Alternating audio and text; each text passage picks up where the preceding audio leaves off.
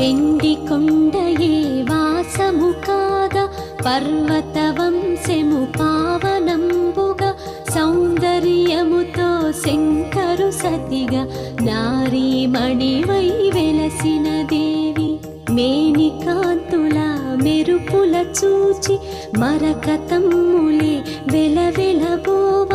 లావణ్యముతో లలితాదేవిగా పూజనీయవై వెలసిన దేవి శశిని ధరించిన శివునికి నీవు ప్రాణప్రియవని వేదము తెల్పగా పిలిచినంతనే పలుకుచు నీవు కరుణామయివై వెలసిన దేవి